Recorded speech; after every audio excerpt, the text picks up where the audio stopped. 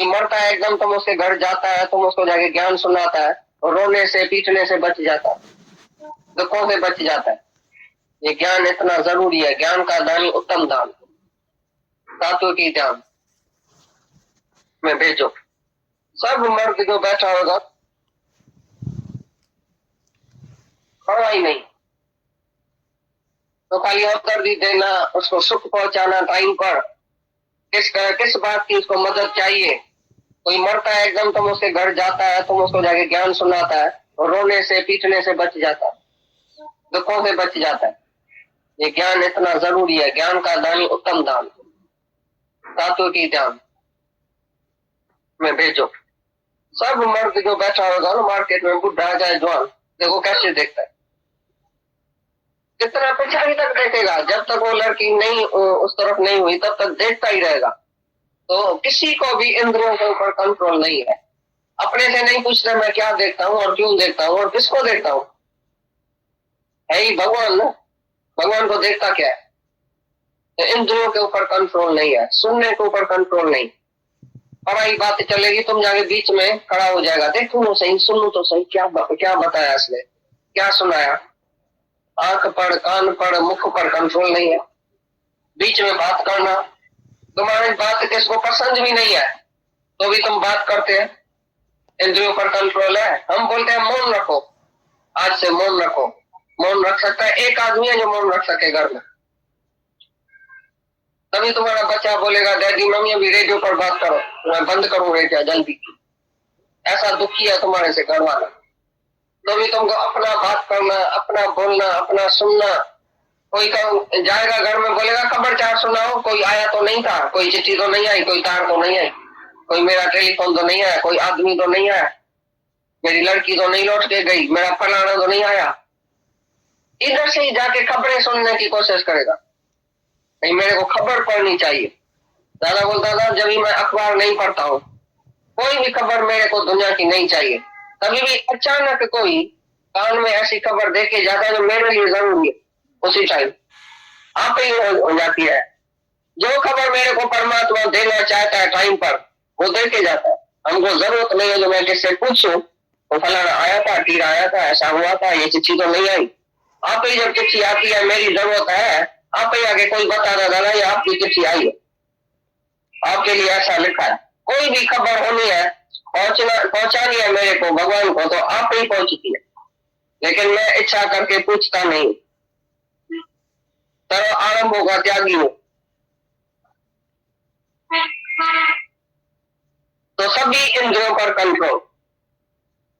कान जाता है तो किधर जाता है, आंख जाती है किधर जाती है, क्या देखता है, क्या सुनता है, सुन के अभी पूरा नहीं किया, देख के भी आंख तकी नहीं है, अभी क्या देखता है। अचानक जब ये आंख किसकी खराब हो जाती है या नजर खराब हो जाती है, वो दुखी क्यों होता है पता है? क्योंकि आंख को देखने की आदत है। जो अभी आंख बंद कर देता है जगत से, उसकी आंख चली भी जाए ना, वो एक सेकंड के लिए भी दुखी नहीं होगा। भाई क्या देखने का है, अभी आंख खोल के क्या देखने का? बहुत कुछ देखा, दुनिया देखी, नाशवान दुनिया देखी, और क्या देखा? स्त्री देखी, पुरुष देखा, पाप किया। इस आंखों ने बहुत पाप किया है। अभी खोल के क्या देखा? कान से क्या सुनता है, मुख से क्या बकवास करता है। कोई गूंगा हो जाए अचानक, बहुत दुखी होगा, तो बोलने की आदत है। गुरु इसके लिए पहले से ही गूंगा अंधा बहरा करके बिठाता है।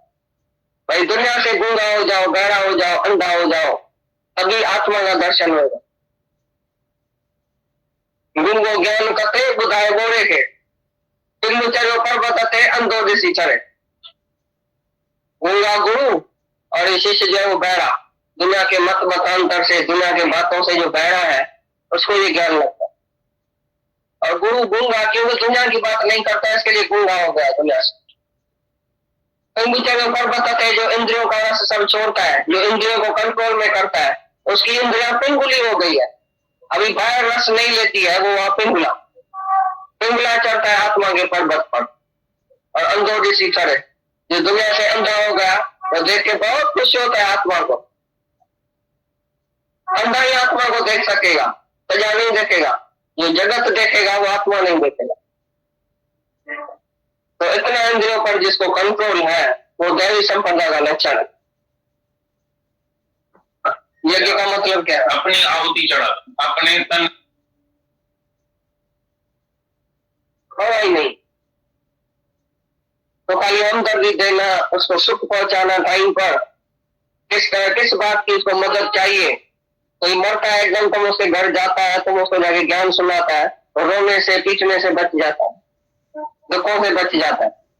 ये ज्ञान इतना जरूरी है। ज्ञान का दान उत्तम दान, दातों की जान में भेजो।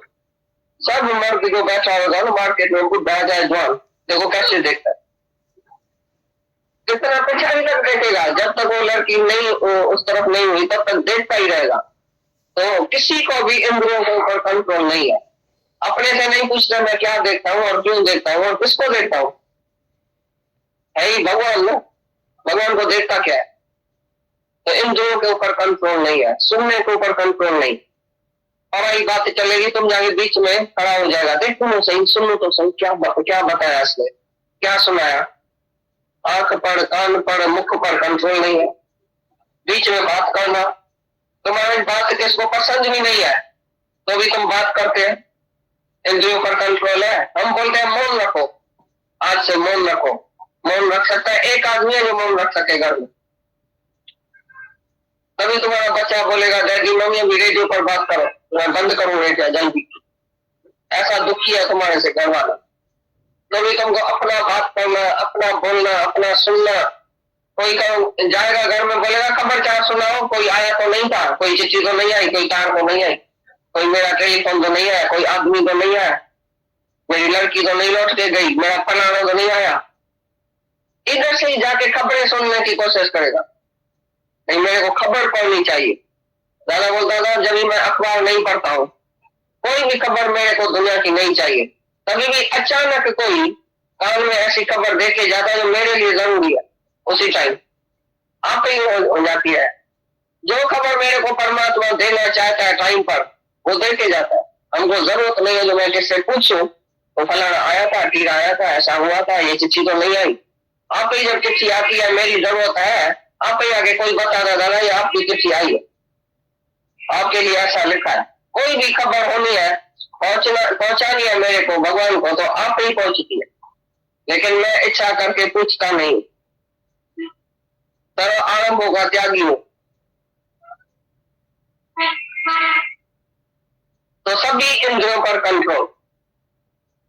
कान जाता है तो किधर जाता है, आंख जाती है किधर जाती है, क्या देखता है, क्या सुनता है, सुन के अभी पूरा नहीं किया, देख के भी आंख तकी नहीं है, अभी क्या देखता है। अचानक जब ये आंख किसकी खराब हो जाती है या नजर खराब हो जाती है, वो दुखी क्यों होता है पता है? क्योंकि आंख को देखने की आदत है। जो अभी आंख बंद कर देता है जगत से, उसकी आंख चली भी जाए ना, वो एक सेकंड के लिए भी दुखी नहीं होगा। भाई क्या देखने का है, क्या दिसी चाके दिसी जिसको जरा है।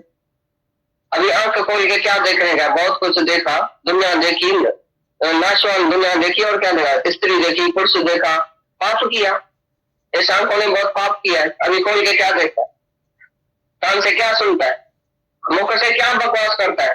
कोई गूंगा हो जाए अचानक, बहुत दुखी होगा, तो बोलने की आदत है। गुरु इसके लिए पहले से ही गूंगा अंधा बहरा करके बिठाता है।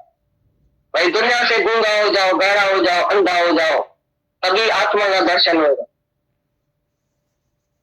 गुंगो ज्ञान कते बुधाए गोरे के, पिल्लू चलो पर्वत कते अंधो दिसी चढ़े। गूंगा गुरु और शिष्य जो है वो बहरा, दुनिया के मत मतांतर से, दुनिया के बातों से जो बहरा है उसको ये ज्ञान लगता है। और गुरु गूंगा क्योंकि दुनिया की बात नहीं करता है, इसके लिए गूंगा हो गया दुनिया से। पर्वत है जो इंद्रियों का रस सब छोड़ता है, जो इंद्रियों को कंट्रोल में करता है, उसकी इंद्रिया पिंगुली हो गई है। अभी बाहर रस नहीं लेती है, वो वहां पिंगला चढ़ता है आत्मा के पर्वत पर। और अंधोड़ी सी चढ़े, जो दुनिया से अंधा हो गया वो देख के बहुत खुश होता है आत्मा को। अंधा ही आत्मा को देख सकेगा, सजा नहीं देखेगा। जो जगत देखेगा वो आत्मा नहीं देखेगा। तो इतना इंद्रियों पर जिसको कंट्रोल है वो दैवी संपदा का लक्षण है। यज्ञ का मतलब क्या है? अपनी आहुति चढ़ा, अपने तन का, मन का, धन का दूसरों को दे दो, दान दे, वो सच्चा इंसान इस धरती का भगवान। ऐसी आहुति चढ़ाओ। यज्ञ माना सेवा, यज्ञ माना कुर्बानी, अपना अहंकार और इच्छा छोड़ के। और यज्ञ में तुम आहुति डालेगा क्या फायदा? और भी जब तरह तेल तो चाय की जरूरत है, तुमने ठंडा पानी फ्रिज था, भाई मैं फ्रिज का लेके आता हूँ, जल्दी करो फ्रिज का पानी पिलाओ, उस बेचारे को और भी खांसी हो गई। ये यज्ञ हुआ? जो वाफल करेगा हाँ, उसकी रुचि मुताबिक करेगा। हाँ, रुचि मुताबिक। हाँ, नहीं लेकिन कोई जोड़ी बहुत बहुत अच्छी चीज है, बहुत अच्छी चीज है, जरूर खाओ। भाई जरूर चाय पियो। मैं कहता हूँ मेहरबानी करके, मैं बोलता हूँ ये करता हूँ, बोलता अच्छा भाई इसका सर खाता है। वो भी पैसे से होता था, करोड़ों रुपया खर्च करके राजा लोग अश्वमेध यज्ञ करता था और सबको दक्षिणा वक्षिणा दे के, खाना पीना दे के, कपड़ा दे के, कुछ करके बेचता था। वो यज्ञ पैसे से होगा, लेकिन ब्रह्म ज्ञान का यज्ञ बिगड़ पैसे और सचमुच जो अहंकार रहता है वही यज्ञ कर सकेगा, और बाकी सभी यज्ञों में अहंकार है। मैंने अश्वमेध यज्ञ किया, मैंने इतने संतों को बुलाया, मेरे पास संत आता है, मेरे पास ऋषि मुनि संत आता है, खाते जाता है, मैं सबको खिलाता हूँ। जो भी किसको खिलाएगा वो बोलेगा मैं खिलाता हूँ। सभी यज्ञों में अहंकार और इच्छा रहेगी। अश्वमेध यज्ञ करने वाले राजाओं को भी इच्छा रहती है कि मेरे को स्वर्ग मिले। एक ही ज्ञान यज्ञ में इच्छा और अहंकार नहीं रहता, वो सच्चा यज्ञ है। अहंकार रहित जो यज्ञ किया जाता है वही सच्चा यज्ञ है, और उसमें सबको हित मिलेगा, फायदा जरूर होगा। इसको ज्ञान तुम सुना और फायदा नहीं होगा ऐसा हो ही नहीं सकता। ये भगवान का काम है, भगवान बीच में है। ज्ञान यज्ञ में भगवान बीच में रहता है, बाकी सभी यज्ञों में तुम्हारा अहंकार बीच में है और इच्छा बीच में है। जीव भाव में आके तुम कौन सा भी यज्ञ करेगा जन्म मरण के चक्कर में जाएगा। मैं यज्ञ करता हूँ, बताओ कि वो चित्र लेके जाऊंगा, पक्षी था 100, तो उसने रसोई को दे दिया, धृतराष्ट्र ने अपने रसोई को दे दिया, भाई रखो जाके। तो पीछे ये जो नौकर था वो रोज पका के एक एक चित्र उसको खिलाया। तो उसने ये नहीं पूछा ये कहाँ से लाया, या वो अमानत तोड़ जो रखी है चीज भाई रखी है या नहीं रखी है, संभाल नहीं किया। अनजाने से वो 100 चित्र 100 दिन खा गया। जब वो वापस आया आदमी बोला मेरा चित्र किधर गया, बोला नौकर के पास रखा है। धृतराष्ट्र ने उस नौकर को बोला भाई ये 100 चित्र उस आदमी को दियो जो मैंने रखा था, तुमको बोला था अमानत तो रखना। नौकर ने बोला वो तो तुमको खिला दिया। तो उसने तुम बोलेगा उसका क्या दोष है, बोला अनजाने में भी तुमने कोई दोष कर दिया। तुम्हारा काम था अमानत ऐसे आदमी को देना जो पक्का हो गए, जो अमानत में ख्यानत नहीं करे। तुम्हारे पास अमीरे का चूड़ा रख के जाता है, तुम किसी को बोलता है ये जाके रखना, तो उसने समझा मेरे लिए रखा है शायद। तुमने इसको क्यों नहीं बोला ये अमानत है, ये वापस देने की है, ये तुम्हारा दोष है। तो दूसरे जन्म में उसका 100 बेटा मर गया और अंधा हो गया। 100 बेटे मरने के बाद अंधा होके तुमने कैसा ऐसे कर दिया, कैसा कर्म किया अंधे की तरह, तुमने क्यों खाया ये 100 पुत्र? हाँ, कभी अंधा भी हो गया और 100 बेटा उसका मर गया दूसरे जन्म। कि अगला जाके क्या भी करे ये नहीं आता। सब कर्म दोष से भरा हुआ है, जैसे अग्नि में धुआं। सब कर्म निर्दोष है आत्मा, निर्दोष है गैर। ये आखिरी 18 अध्याय में भगवान ने ये सब सुना के 18 अध्याय में निर्णय किया है। तो ये जन श्रेष्ठ में श्रेष्ठ, सब दान में ये दान जो है, ज्ञान दान जो है वो श्रेष्ठ। ज्ञान यज्ञ श्रेष्ठ है, यज्ञ है, ज्ञान दान है, ये श्रेष्ठ में श्रेष्ठ दान है, श्रेष्ठ में श्रेष्ठ। बाकी सब में सिर का दर्द है। अब जाके लाल चीनी लगा के और देखो तो कौन पात्र है कौन अपात्र है, कौन लायक है कौन नालायक है। फिर जाके कर्म में पड़ो उसके लायक होने नालायक हो, कौन जाके ढूंढे, खड़ा करो, कौन जाके ढूंढे दिला विश्वास, फेथ इन गॉड, पैरों पर उसको खड़ा करो। ये है सच्चा दान। ब्रोकन हार्ट जाके किसी की जो है टूटी हुई दिल को जाके तोड़ो, ये है सच्ची प्रेयर, सच्ची बंदगी। ऐसी बंदगी करो। हाँ। तो गुरु हमारी बुद्धि में क्यों कहते हो जहां से जिसने जिसको जिस बात पे जिस ख्याल से बोला है भगवान ने, ऐसा ही हम बताते हैं। कृष्ण भगवान किस भाव से बोला है वो तुमको नहीं आएगा, क्योंकि तुम कृष्ण नहीं है, तुम कृष्ण तक पहुंचा ही नहीं है, तुमको पता भी नहीं है कृष्ण कहां से बोलता है। तुम तो अर्जुन है ना, अर्जुन कैसे गीता समझेगा, गीता पढ़ेगा? अर्जुन को चाहिए कृष्ण सामने जो अपने मुख से गीता सुनाए, नहीं कि पढ़े। पढ़ने की इधर बात ही नहीं है, पढ़ने पढ़ाने की बात ही नहीं है, इधर है समझने की, कैच करने की। गुरु आके सत्यम करके गुरुमुख कहा, जब गुरु के मुख से हम जो का तू ये वेदांत सीखेंगे, पढ़ेंगे और सुनेंगे, तभी हमको पूरा पूरा समझ में आएगा। शास्त्रों में लिखा पड़ा है कि भागवत भी अज्ञानी को पढ़ने का जरूर नहीं है। भागवत तो वही ज्ञानी पढ़ा सकता है, क्योंकि भागवत में ऐसी ऐसी बात है अति मानसी जो तुम समझेगा भी नहीं। कृष्ण ने ऐसा किया, फलाने ने ऐसा किया, इसने 4 शादी किया, इसने 8 शादी किया, इसको कान से बचा हुआ, इसको नाक से बचा हुआ, पता नहीं क्या क्या लिखा पड़ा। तुम नहीं समझेगा, लेकिन जब गुरु तुमको समझाएगा तो सब समझाएगा। तो मुख से कैसा बचा होता है? ये सब जो है वो मुख से बचा हुआ है। देखो तुम सब जो पैदा हुआ है वो मुख से, नहीं कि माता के कुख से। तुम्हारा जन्म गुरु के मुख से हुआ है, तो यह मुख से जन्म। कोई कान से जन्म लेता था, कोई कैसे जन्म लेता था। तो ऐसी ऐसी बातें भागवत में लिखी पड़ी है जो तुम आप ही नहीं समझेगा, राम उठा के जाएगा, ये पाप जो है वो तुम्हारे ऊपर लग जाएगा। इसलिए ब्रह्मनिष्ठ ब्रह्म शरोत्री के मुख से वेदांत शास्त्र सुनना है, लेकिन पढ़ना नहीं है। सभी वेदांत शास्त्र के बाहर ऐसा ही लिखा पड़ा है, पहले पहले पेज पर। इसलिए गीता भी तुमको कृष्ण के मुख से सुनने की है, ऐसे जैसे कि सुनने की नहीं है। भाई इधर भी गीता का पाठ चलता है, उधर भी गीता का पाठ ही चलता है। इस मंदिर में भी एक बाबा आया है, गीता पढ़ता है। आए से पहले पूछने का कि तुम गीता के ऊपर आचरण करता है, तुम्हारी लाइफ गीता है? नहीं तो तुमको बोलने का जरूरी नहीं है। गीता पढ़ाने का किसको भी जरूर नहीं है, जब तक वो गीता के ऊपर चलता नहीं है। एक एक श्लोक के ऊपर जिसकी रहनी होगी वो अर्थ कर सकेगा। हमने भी अपने गुरु को जब रहनी देखी उनकी, तभी हमको गीता का अर्थ आ गया। हमको गीता ने, भगवान ने, हमारे गुरु ने एक एक श्लोक नहीं पढ़ाया था, लेकिन अपनी रहनी गीता के ऊपर करके दिखाया। My life is my book. उनकी लाइफ ही शास्त्र थी। तभी हमने उसके लाइफ को देखे और कृष्ण को देखा, अपने गुरु को भी देखा, तभी अपने को भी देखा, तभी ये अर्थ निकल रहा है। नहीं तो कोई नहीं अर्थ कर सकता है। बड़ा बड़ा पंडित विद्वान बराबर है, बहुत लॉजिकली तुमको अर्थ सुनाएगा, संस्कृत में भी अर्थ सुनाएगा, लेकिन उसकी हम पहले रह नहीं देखेगा, पीछे हम गीता सुनेगा उसके मुख से, नहीं तो नहीं सुनेगा। तो बात क्या थी? करना चाहते हैं कोई, मैं तो संन्यास लेके जाता हूँ क्योंकि गृहस्थ में झंझट है, क्योंकि गृहस्थ में मरना पड़ता है।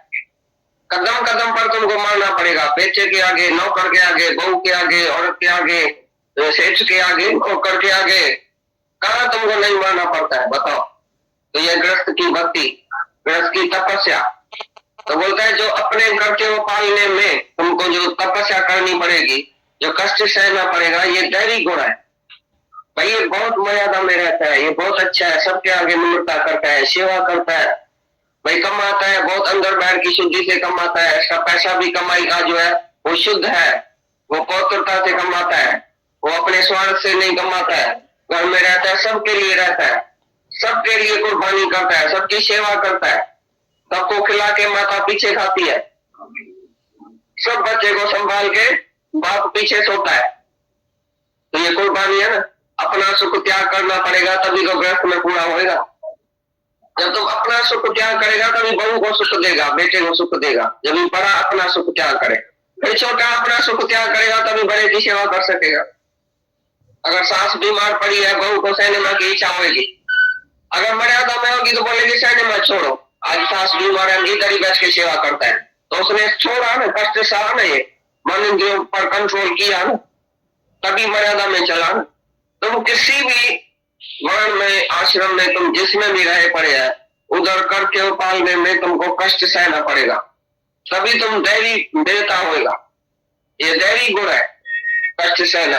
और फिर जब इस सत्संग में आते हैं, शुद्ध धर्म, अपने आत्मा का धर्म, उसमें भी कष्ट सहना पड़ता है और मन और इंद्रियों को रोकना पड़ता है। हे अर्जुन, जहां जहां खींच के आत्मा में लगाओ, ये भी एक कष्ट है अंदर। तुम इधर आते हैं, देखो नीचे बैठे हैं, ठंडी में, गर्मी में, सर्दी में, कहां कहां से आते हैं, ये भी एक कष्ट है। ये अपने उद्धार के लिए तुम कष्ट सहते हैं। स्वधर्म है ये तुम्हारा। आत्मा का धर्म क्या है उसके समझने के लिए तुम कितना कष्ट सहते हैं। घर वाले की गाली भी खाते हैं, दुनिया की भी गाली खाते हैं, कोई तुम्हारी निंदा भी करेगा। इतना सुबह सुबह में माई कहां जाती है, घर बच्चा छोड़ के निंदा होगी, ये भी एक कष्ट है, निंदा सहना। लेकिन स्वधर्म के लिए जो भी तुम कष्ट सहता है वो दैवी गुण है तुम्हारा, और दैवी गुण से ही तुमको भगवान प्राप्त होगा।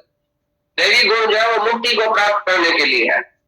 तो ये जरूरी है, तुम स्वधर्म के लिए जो भी कष्ट सहता है वो बहुत जरूरी है, उसमें तुमको फायदा हो, अंदर की शुद्धि होगी, देवताई गुण तुम्हारे पास आएगा, तभी तुमको मुक्ति और शांति मिलेगी।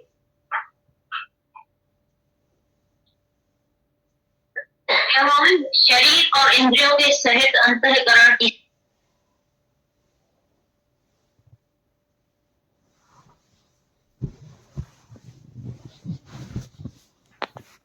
लेके जाता हूँ, क्योंकि ग्रस्त में झंझट है, क्योंकि ग्रस्त में मरना पड़ता है। कदम कदम पर तुमको मरना पड़ेगा, बेचे के आगे, नौकर के आगे, बहू के आगे, औरत के आगे, सेठ के आगे, नौकर के आगे, कहाँ तुमको नहीं मरना पड़ता है बताओ। तो यह ग्रस्त की भक्ति, ग्रस्त की तपस्या। तो बोलता है जो अपने कर्तव्य को पालने में तुमको जो तपस्या करनी पड़ेगी, जो कष्ट सहना पड़ेगा, ये दैवी गुण है भाई। ये बहुत मर्यादा में रहता है, ये बहुत अच्छा है, सबके आगे निम्रता करता है, सेवा करता है भाई, कमाता है बहुत, अंदर बाहर की शुद्धि से कमाता है। इसका पैसा भी कमाई का जो है वो शुद्ध है, वो पवित्रता से कमाता है, वो अपने स्वार्थ से नहीं कमाता है। घर में रहता है, सबके लिए रहता है, सबके लिए कुर्बानी करता है, सबकी सेवा करता है, सबको खिला के माता पीछे खाती है, सब बच्चे को संभाल के बाप पीछे सोता है। तो ये कुर्बानी है ना। अपना सुख त्याग करना पड़ेगा तभी तो ग्रस्त में पूरा होगा। जब तुम अपना सुख त्याग करेगा तभी बहू को सुख देगा, बेटे को सुख देगा। जब बड़ा अपना सुख त्याग करे, फिर छोटा अपना सुख त्याग करेगा तभी बड़े की सेवा कर सकेगा। अगर सास बीमार पड़ी है, बहू को सिनेमा की इच्छा होगी, अगर मर्यादा में होगी तो बोलेगी सिनेमा छोड़ो, आज सास बीमार है, इधर ही बैठ के सेवा करता है, तो उसने छोड़ा ना, कष्ट सहा ना, ये मन इंद्रियों पर कंट्रोल किया ना, तभी मर्यादा में चला ना। तुम किसी भी वर्ण में, आश्रम में, तुम जिसमें भी रहे पड़े हैं, उधर कर्तव्य पालने में तुमको कष्ट सहना पड़ेगा, तभी तुम दैवी देवता होगा। ये दैवी गुण है, कष्ट सहना। और फिर जब इस सत्संग में आते हैं, सुधर्म, अपने आत्मा का धर्म, उसमें भी कष्ट सहना पड़ता है और मन और इंद्रियों को रोकना पड़ता है। हे अर्जुन, जहां जहां तुम्हारा मन जाए उधर उधर से खींच के आत्मा में लगाओ, ये भी एक कष्ट है अंदर। तुम इधर आते हैं, देखो नीचे बैठे हैं, ठंडी में, गर्मी में, सर्दी में, कहां कहां से आते हैं, ये भी एक कष्ट है। ये अपने उद्धार के लिए तुम कष्ट सहते हैं। स्वधर्म है ये तुम्हारा। आत्मा का धर्म क्या है उसके समझने के लिए तुम कितना कष्ट सहते हैं। घर वाले की गाली भी खाते हैं, दुनिया की भी गाली खाते हैं, कोई तुम्हारी निंदा भी करेगा। इतना सुबह सुबह में माई कहां जाती है, घर बच्चा छोड़ के निंदा होगी, ये भी एक कष्ट है, निंदा सहना। लेकिन स्वधर्म के लिए जो भी तुम कष्ट सहता है वो दैवी गुण है तुम्हारा, और दैवी गुण से ही तुमको भगवान प्राप्त होगा। दैवी गुण जो है वो मुक्ति को प्राप्त करने के लिए है। तो ये जरूरी है, तुम स्वधर्म के लिए जो भी कष्ट सहता है वो बहुत जरूरी है, उसमें तुमको फायदा हो, अंदर की शुद्धि होगी, देवताई गुण तुम्हारे पास आएगा, तभी तुमको मुक्ति और शांति मिलेगी।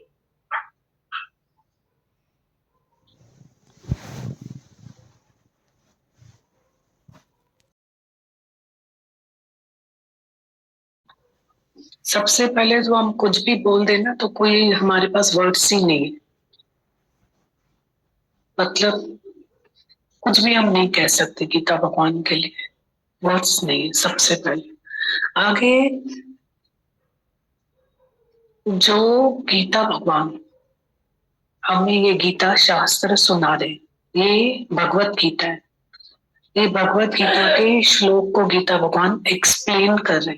ये ये जो हमें गीता भगवान ने गीता सुनाई, मतलब सच में जब भी उनकी वाणियां सुनते हैं, गृहस्थ में रह के जो उदास मानवता का भी मैं दास, तो मतलब स्पीचलेस बना देते हैं, क्योंकि इतने इतने फल है उनके। परलोक का तो मतलब मुक्ति, लोक के परलोक, लोक के फल इतने इतने फल है, इतने फल है, नहीं तो बिना आग जले संसार, बिना आग के संसार जल रहा है। सिर्फ इतना ही जो सत्संग किया ना गीता भगवान ने, ये सब हमारे जीवन में नहीं होने की वजह से न सेवा है न कुर्बानी है। सच्ची में सच्ची सेवा और कुर्बानी सिर्फ गुरु सिखाता है और कोई भी नहीं सिखाता है।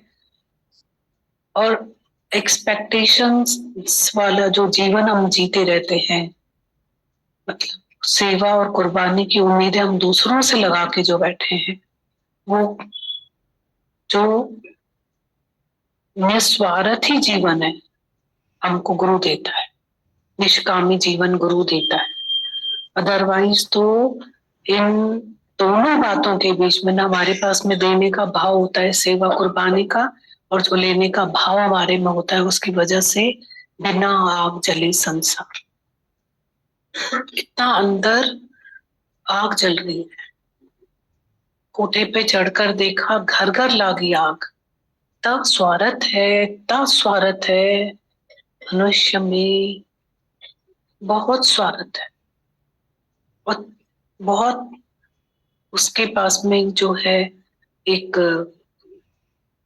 इच्छाओं से भरा हुआ स्वार्थी जीवन, सकामी जीवन जो जी रहे हैं हम, उसमें हमारी खुशी गुम हो गई है, हमारे पास खुशी नहीं है। और देने के रास्ते भी हमने अपनाए इतने कठिन है, जिसमें गीता भगवान ने भी बोला, वो तो तुम धन का दान करते हो ना, धन का दान करते हो ना, अभी ऐसे बोल रहे थे। तो गुरु के बगैर हमारा निष्कामी दायरा भी, निष्काम भी गुरु के नीचे। गीता भगवान ने पूरी चिट्ठी भर के लिखी है, निष्काम भी गुरु के नीचे, निष्काम भी गुरु के बाद, और निष्काम भी गुरु के साथ, निष्काम भी गुरु की नजर में। तो ये गुरु के बगैर तो ये गीता भगवान ने बोला कि जब हमारे गुरु का जीवन, my book is my life is my book है, तो वो हमें अर्थ भी कर सकता है और वो हमें ऐसा आचरण भी दे सकता है। जब उसका आदर्श आचरण है तो हमें भी वो आचरण दे सकता है। अदरवाइज तो हमारे जीवन जो है वो किसी के लिए भी रोशनी नहीं बन सकती। तो ऐसी ऐसी जो उनकी वचन है, और क्या सिखा रहे हमें, वो क्या सिखा रहे। अगर सच में हम ये सब सीख जाए ना, जो भी आज गीता भगवान ने सत्संग किया, ये सब हम बातें सीख जाए, बस यही तो गीता शास्त्र है, कंप्लीट है। मेरे को तो लगता है हम 10 मिनट गीता भगवान को कहीं से भी सुन ले, उन्होंने गीता का सार बता दिया है उसमें, 10 मिनट में जो वाणी बोली, कहीं से भी गीता का सार है। और आदत का हमारा मोटा रस्सा है, क्रम क्रम से गुरु एक तार तार तार तार करता रहता है हमारे आदतों का। वो मोटा रस्सा जो है वो गुरु हमारा तोड़ता है धीरे धीरे। गाल थी औखी मता चर्चो भाई, मता गुरुआ खिल जाए, मता लाहू तिल जाए, मता संत ल जाए, समझी हल तू हौरे हौरे, गाल थी औखी मता चर्चो भाई। गीता भगवान ने बोला ना, मर्यादा, मॉरलिटी बहुत इंपॉर्टेंट है। और गीता भगवान ने एक बात बहुत अच्छी बोली कि हमें कष्ट तो सहना पड़ेगा, राजा के बेटे के लिए कोई रॉयल रास्ता नहीं है। कितना अच्छा एक्सप्लेन कर रहे थे कि अपने वर्ण आश्रम में रह के भी हमें कष्ट सहना पड़ेगा। जो छोटा है वो बड़े के लिए, पूरा तो गृहस्थ का ज्ञान दिया। हमारा आज की वाणी हम सुने, और कोई कहता है कि गुरु है ना घर छोड़ाता है, घर के घर गुरु ही तो करे। आज वो वाणी सिखाई कि छोटा बड़े की सेवा करे, अपना सुख छोड़ के भी, और बड़ा जो है छोटे के लिए प्यार रखे। नंदन जी इज्जत कर, वडन जो अदब कर, मड़ियो पाए मुरबत जो बियो जेवर न घुर्जे। तो पूरे में तो जो भी सत्संग चला, यही सत्संग रोज चलता है। हाँ? कोई उसने हमें छिपा के तो और कोई बात नहीं सुनाई है। तो हमको घर तो गुरु घर बनाता है, घर के घर गुरु तो करे। नहीं तो हमारा घर घर नहीं होता है, नर्क होता है। उसको स्वर्ग, उसको मंदिर गुरु बना के देते हैं। आज पूरा सत्संग चला, घर का ही तो चला, जंगल का थोड़ी चला। कैसे हम अपने घर में रहें, हमारी क्या विचारधारा से हम जीवन में चले। जीवन का सत्संग दिया उन्होंने, हमारी विचारधारा कैसी होनी चाहिए जिससे हम आगे सरवाइव करें। नहीं तो हम ये, कोई बोलता है ना अंत में मुझे श्वासन सौली थे, सब भगवान से मांगते कि मुझे अंत सौली थे, मुझे अंत में श्वासन सौली। सही बात है, अंत की श्वासें जो होती है वो सौली हुए, नहीं तो बहुत कठिनाई होती है। श्वासन सौली हुई, वो सब मांगते हैं। पता है, ऐसा नहीं कि सिर्फ भगवान से वो मांग लेते हैं, वो क्या करते हैं पता है। हम लोग बचपन से बात सुनते आए, अंत सौली थे। मैं तो सबके मुंह से यही सुनती आई हूँ, श्वासन सौली थे, श्वासन सौली थे। इसका अर्थ भी गुरु के बाद समझ आया कि कैसे देखा कि कितनी कठिनाई होती है अंतिम श्वासों में। श्वासन सौली थी, तो वो मतलब इस बात के लिए अपने जीवन का सुधारा करते चलते हैं, अपने कर्मों का सुधारा करते चलते हैं कि अगर हम अपने जीवन को अभी सुधारा, जीवन राइट होगी तो हमारे अंत में श्वासन सौली थी। तो वो फील हो रहा था कि अभी हम जो गीता भगवान हमें सिखा रहे हैं ऐसे हम जीवन जिए। हमारी अभी तो श्वासन सौली हो गई, अभी हम कहाँ आराम की श्वासें लेते हैं। कोई द्वेष वाली श्वास आराम की होती है, द्वैत वाली आराम की होती है, इच्छाओं वाली आराम की होती है, लोभ वाली श्वास आराम की होती है। तो अभी तो हम अपनी श्वासें अच्छी लेंगे, ब्रीथ अच्छा करेंगे तो हमारा अंत भी अपने आप ही अच्छा हो जाएगा ना। तो हम अभी तो करेंगे प्रैक्टिस। अभी भी कोटेशन था, कल करे सो आज, आज करे सो अब कल करेंगे क्या श्वासन सौली, तो आज करे सो अब। पल में परलय होएगी, फिर करेगा कब। आज तो हम अच्छा ब्रीथ करें ना, अच्छा हमारा जीवन होना चाहिए ना। बेस्ट डेज टुडे और टुमारो नेवर कम। हम टुमारो के लिए बैठे हैं, वो तो आता ही नहीं। बेस्ट डेज टुडे, आज ही तो है हमारा जीवन हमारे पास। बस हमें अपने को खुशी तो रखना है कि रोज रोज आज है और आज मैं बहुत खुश हूँ। आज ही में तो अपने आप को रखना है हमें कि रोज रोज आज है और आज मैं बहुत खुश हूँ। और हम कितनी प्लानिंग करते हैं। तो वही फील हो रहा था कि कल करे सो आज, आज करे अब। पल में परलय होगी, फिर करेगा कब। तो क्या करना है हमको, कल करेंगे सो आज, आज तो यही करेंगे हम कि आज ही से हम अच्छा जिएंगे, हेल्दी जिएंगे। हेल्दी जीने का मतलब हमको हेल्थ से लगता है। गीता भगवान बोलते हैं तन और मन दोनों की तपस्या चाहिए। इतनी बातें बोली उन्होंने। बोल रहे थे ना कितना भी बड़ी उम्र का हो जाएगा, कितनी भी बड़ी उम्र का हो जाएगा, पर आंखों से क्या देखेगा, क्या सिखा रहे हैं, कौन सिखाएगा। अखियां सूतक वेखना पर स्त्री पर धन, अखियां सूतक वेखना पर स्त्री परधन। हमारे गुरु नानक साहिब जी ने गुरु ग्रंथ साहिब में लिखा है, क्या देखते हो? बोला इतनी बड़ी का उम्र का हो जाता है ना, तो भी पीछे मुड़ के हम देखें। वो लास्ट से गीता भगवान बोल रहे थे, देखेंगे जब तक वो दिखाई दे। क्या देखना? छा दिसे तू छाके दिस तू सर्जनहार। हक पराया नानका ज्यों सुअर त्यों गाय। हमेशा रोज प्रार्थना हुए कि जाए पर आए नहीं, किसी का भी नहीं आए, जाए पर आए नहीं। किसी के पास चला जाए ना वो ठीक है, पर आए नहीं किसी का।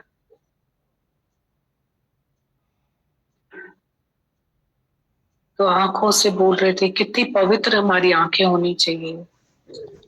ये तो पता है, कानों के सुनने का भी इतना इम्पोर्टेंट है, इतना रस होता है, इतना रस होता है सुनने का। इतनी अच्छी बात बोली कि जो जरूरी बात होगी वो खुद ही कानों तक चली जाती है। तो फैक्ट है, जो भगवान को हमें कोई भी मैसेज देना होता है वो अपने आप कानों में बात पहुंच ही जाती है। फिर मुख से बोलने की बात बहुत इम्पोर्टेंट है, बहुत इम्पोर्टेंट है, बहुत इम्पोर्टेंट है। इंटरफेयर कितना करते रहते, बहुत बोलने का रस होता है, बहुत रस होता है बोलने का, बहुत। मैं तो बोलती पूरे हॉल में हम जितने भी बैठे हैं ना, कितना भी कम बोलते होंगे तो भी स्कोप है, और हम सीख सकते हैं, सीखना है हमें। ये बोलने की बात बोले तो पैर किधर जाते हैं, ब्लड रसों से मुक्त है जो। अतः जब में दिल राम में पोदेर नाए दीदार में। पूरा जीवन सिखा रहे थे गीता भगवान, एक एक पॉइंट से, एक एक वचन से। बहुत अच्छा लगता है कि सेवा करो, कुर्बानी करो, यज्ञ सच्चा है, यज्ञ करके खाओ। बोले थे ना, यज्ञ क्या है? Healing of the broken heart. किसी की टूटी हुई दिल को जोड़ो, किसी किसी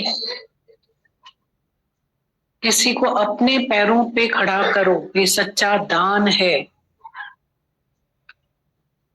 ये सच्चा दान, किसी को अपने पैरों पे खड़ा करो। Healing of the broken heart, सच्चा यज्ञ करके खाओ, किसी के दिल को हिम्मत दो। ब्रोकन हार्ट हीलिंग, सच्ची प्रार्थना है ये, healing of the broken heart. Buddhas ने बोला ज्ञान का दान श्रेष्ठ दान है। तब महान गुरु मिला। ऐसा लगता है सच में कि जब जवानी में गुरु मिल जाता है ना, और हम अपनी नी लगा लेते हैं गुरु के साथ, और ये जवानी बहुत सफल और सार्थक हो जाती है जब हम ये समय किसी को देते हैं बचा के। हम इधर भी पूरे होंगे, उधर भी, साधन में भी, सन्मुख पेंशन में भी पूरे, तो फिर हमारा समय तो हम दे नहीं पाएंगे ना किसी को। और ये समय अगर हमको किसी को देना आ गया तो इस लाइफ में सच में बहुत आगे पता चलता है कि नहीं तो इतना रिग्रेट है इस लाइफ में, बहुत रिग्रेट है। तो जवानी में जब कोई अपने जीवन को सार्थक, श्वासों को सार्थक करता है, सफल बनाता है, तो अच्छा लगता है। सब सब करते हुए नाम जपायूं मन, सब करते हुए, ऐसा नहीं खाएंदे पीएंदे घूमंदे फिरंदे नाम बसायूं मन। बचाएं, समय को बचाएं, किसी को ये समय दे, बहुत सफल है जीवन।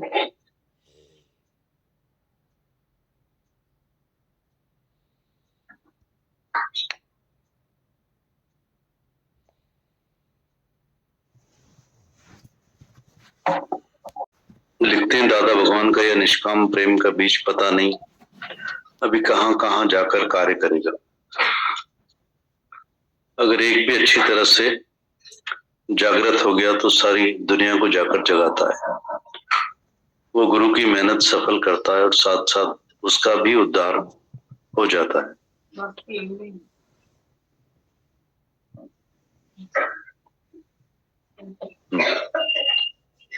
माता बता रहे हैं दादा भगवान का निष्काम प्रेम का बीज पता नहीं कहाँ कहाँ जाकर कार्य करेगा। अगर एक भी अच्छी तरह से जागृत हो गया तो सारी दुनिया को जाकर जगाता है। वो गुरु की मेहनत सफल करता है और साथ साथ उसका भी उद्धार हो जाता है। घर वाले जो सकामी है वो ऐसा समझ कर बैठे हैं कि हमारी माँ है, भाभी है, उसके आगे जब निष्कामी प्यार करने वाले आते हैं तब इन लोगों की भावना बदलती चली जाएगी।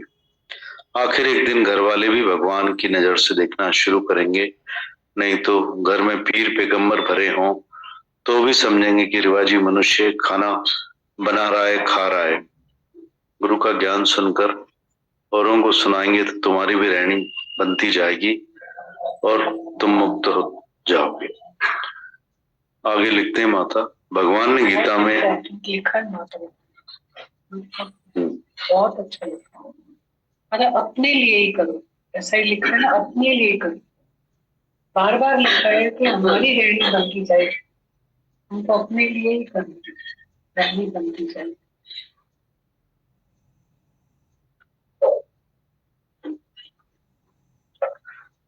माता बता रहे हैं दादा भगवान के निष्काम प्रेम का बीज पता नहीं कहाँ कहाँ जाकर कार्य करेगा। अगर एक भी अच्छी तरह से जागृत हो गया तो सारी दुनिया को जाकर जगाता है। गुरु की मेहनत सफल करता है और साथ साथ उसका भी उद्धार हो जाता है। घर वाले जो सकामी है वो ऐसा समझकर बैठे हैं कि हमारी माँ है, भाभी है, उसके आगे जब निष्कामी प्यार करने वाले आते हैं तब इन लोगों की भावना बदलती चली जाएगी। आखिर एक दिन घर वाले भी भगवान की नजर से देखना शुरू करेंगे। नहीं तो घर में पीर पैगंबर भरे हों तो भी समझेंगे कि रिवाजी मनुष्य खाना बना रहा है, खा रहा है। गुरु का ज्ञान सुनकर औरों को सुनाएंगे तो तुम्हारी भी रहनी बनती जाएगी और मुक्त हो जाओ। आगे माता बता रहे हैं भगवान ने गीता में बोला है निष्काम प्रेम के आरंभ के सिवाय सकामी फर्ज धर्म इतना तो मनुष्य को जकड़ कर बैठे हैं कि ये बंधन कभी नहीं कटते हैं, चक्रव्यूह में फंसे हैं। मनुष्य अंदर ही अंदर मेंढक की तरह सिज रहा है। पहले तो सहमत होकर चलता है, दुख सुख रूपी झूले में झूलता है, पर जब ज्ञान रूपी नेत्र मिल जाते हैं तो अंदर में छटपटाता है और इन जंजीरों को तोड़ना चाहता है कि मैं कैद से आजाद हो जाऊं। ऐसी भी उत्कंठा किसी विरले के अंदर होती है जिनके पूर्व जन्म के कर्म आकर खुलते हैं, पुरुषार्थ करता आता है तभी दर्द पैदा होता है। बाकी भी पुरुषार्थ यानी परमात्मा के परायण होकर इस कार्य में लग जाओगे तभी बेड़ा पार होता है। माता बता रहे भगवान ने गीता में बोला है निष्काम प्रेम के आरंभ के सिवाय सकामी धर्म फर्ज इतना तो मनुष्य को जकड़ कर बैठे हैं कि बंधन नहीं कटते, चक्रव्यूह में फंसे हैं। मनुष्य अंदर ही अंदर मेंढक की तरह सिज रहा है। पहले तो सहमत होकर चलता है, दुख सुख रूपी झूले में झूलता है, पर जब ज्ञान रूपी नेत्र मिल जाते हैं तो अंदर में छटपटाता है और इन जंजीरों को तोड़ना चाहता है कि मैं इस कैद से आजाद हो जाऊं। ऐसी भी उत्कंठा किसी विरले के अंदर होती है जिसके पूर्व जन्म के कर्म आकर खुलते हैं, पुरुषार्थ करता आता है, आया है तभी दर्द पैदा होता है। बाकी भी जब पुरुषार्थ यानी परमात्मा के परायण होकर इस कार्य में लग जाओगे तभी बेड़ा पार होता है। आगे माता बता रहे हैं भजन में आता है कि पृथ्वी और आकाश के दो पाटों के बीच में साबुत बचा न कोई। सारा संसार पिस जाता है, जैसे चक्की में अनाज पीसने के लिए डाला जाता है तो सब पिस जाता है और थोड़े कुछ दाने जो कील से अटके रहते हैं वो बच जाते हैं। वो भी तुम लोग हो। ऐसा तो दादा भगवान गीता भगवान ने निष्काम प्रेम का बीज छिड़का है जो इनकी शरण में आकर बच गए। जैसे बैल की आंखों में पट्टी बांधकर फिर कोलू में चलाते हैं, यानी सारा दिन चक्कर लगाते हैं। एक बार दादा भगवान सबको कोलू दिखाने चले देखा कि बैल की आंखों पर पट्टी बांधकर चला रहे थे तो बैल चक्कर लगा रहा था। दादा ने पूछा, बैल की आंखें बंद करके क्यों चलाते हो? तो मालिक ने कहा, अगर बैल की आंखें खुल भी रखेंगे तो एक भी चक्कर नहीं लगाएगा। बंद आंखें होने के कारण वो समझ रहा है कि मैं मिलों के मिल पैदल कर रहा हूं, इसलिए उसकी आंखों से खोपे नहीं उतारते। दादा ने बोला, ऐसे मनुष्य की आंखों पर अज्ञान रूपी खोपे चढ़े हुए हैं, जिससे समझते हैं कि मैं बहुत अधिक उन्नति कर रहा हूं। जैसे 4 बेटे 2 बेटियों की शादी करवाई, उनको शेर के कंधे पर चढ़ाया। उनको ये खबर नहीं कि शेर माना माया काल के मुख में डाल दिया है। सबको मकान लेकर दिया, दुकान अलग अलग खोल कर दिया। यह है अज्ञानी लोगों की उन्नति। इसलिए उसमें खुश भी हैं और दुखी भी हैं, खट्टे मीठे दोनों फल खा रहे हैं। पर जीवन में गुरु आकर मिलता है तो सच्ची उन्नति करना सिखाता है। इस ज्ञान के सुनने के बाद तुम लोग भारी हो जाओगे, जैसे चूहा पारा खाता है तो भारी हो जाता है। तुम लोग भी इतना पाक पवित्र ज्ञान सुनकर मायावी कर्मों में नहीं जा सकोगे। फिर सब दुनिया के लोग बोलेंगे कि इस ज्ञान में सब छुड़ाते हैं, जहर और अमृत दोनों अंदर कैसे जाएंगे? ओम माता तुलसी। माता बता रहे हैं, भजन में आता है कि पृथ्वी और आकाश के 2 पाटों के बीच में साबित बचा न कोई। सारा संसार पिस जाता है, जैसे चक्की में अनाज पीसने के लिए डाला जाता है तो सब पिस जाता है, पर थोड़े कुछ दाने जो कील में से अटके रहते हैं वो बच जाते हैं। वो भी तुम लोग हो।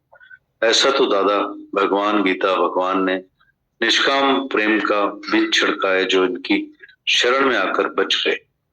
जैसे बैल की आंखों में पट्टी बांधकर फिर कोलू में चलाते हैं, यानी सारा दिन चक्कर लगाते हैं। एक बार दादा भगवान सबको कोलू दिखाने चले। देखा कि बैल की आंखों पर पट्टी बांधकर चला रहे थे तो बैल चक्कर लगा रहा था। दादा ने पूछा, बैल की आंखें बंद करके क्यों चलाते हो? तो मालिक ने कहा कि अगर बैल की आंखें खुली रखेंगे तो एक भी चक्कर नहीं लगाएगा।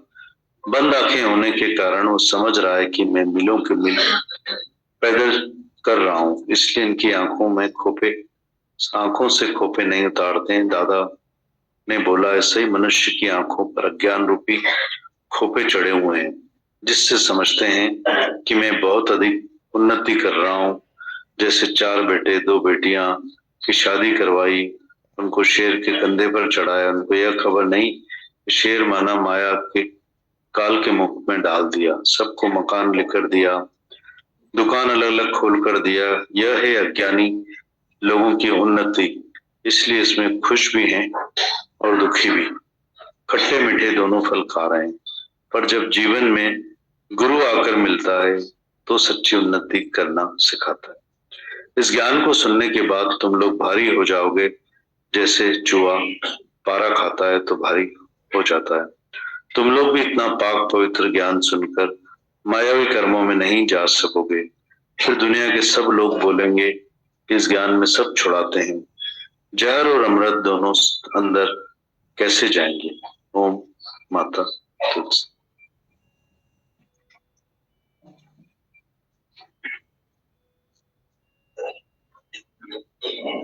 ऐसी तकदीर सबकी लिखी है उन्होंने, मतलब जो लेटर में लिख रहे हैं ना, ऐसी तकदीर बनाई है उन्होंने।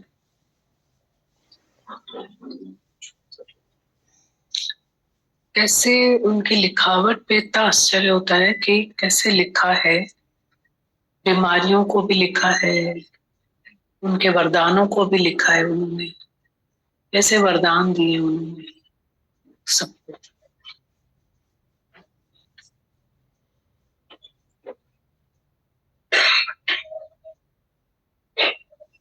ऐसा फील हुआ कि माता भगवान की चिट्ठी सुनकर क्या लगा? बहुत सुंदर, बिल्कुल है।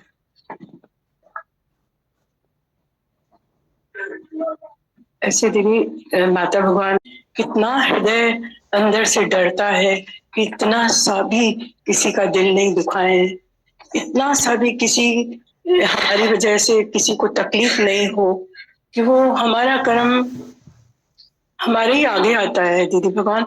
जैसे गीता भगवान हमेशा बोलते हैं कि अगर कोई सजा किसी के नाम की होती है तो गवर्नमेंट उसको ढूंढ निकालती है।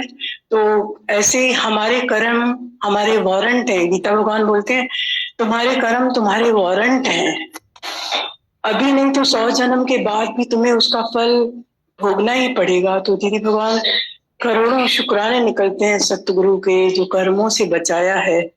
अंदर इतनी जागृति रहती है जो सतगुरु ने दी है, आपने दी है दीदी भगवान, कि 1 मिनट भी जैसे कुछ पॉइंट का भी हो जाता है ना, तो हृदय इतना निर्मल निष्पापी कर दिया है कि अंदर से आवाज आती है, जो सच्चे गुरु को हमारे हृदय में आपने जगा दिया है, अंदर से आवाज आती है कि अब नहीं करो ऐसा।